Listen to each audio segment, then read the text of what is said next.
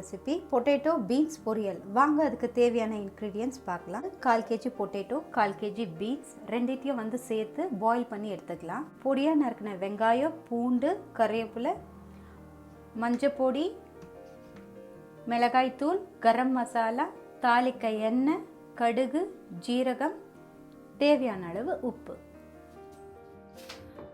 பேனில் 3 teaspoons oil விட்டுக்கலாம்.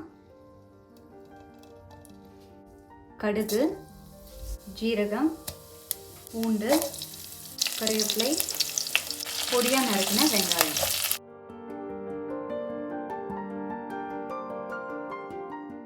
கால் teaspoon மஞ்சள் பொடி, மிளகாய்த்தூள் 1.5 teaspoon, garam masala, 1/2 cup water.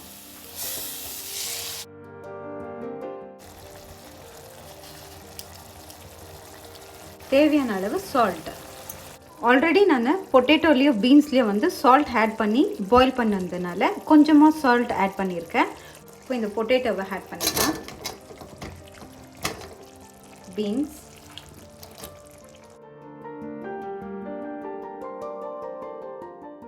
Lid close பண்ணி ஒரு 5 மினிட்ஸ் பாயில் ஆகட்டும். அதுக்கப்புறம் நம்மளுடைய பீன்ஸ் உருளைக்கிழங்கு பொரியல் ரெடி ஆகிடும். பொட்டேட்டோ பீன்ஸ் பொரியலை நீங்கள் வீட்டில் செஞ்சு பார்த்துட்டு எப்படி வந்ததுன்னு கமெண்ட் செக்ஷனில் சொல்லுங்கள்.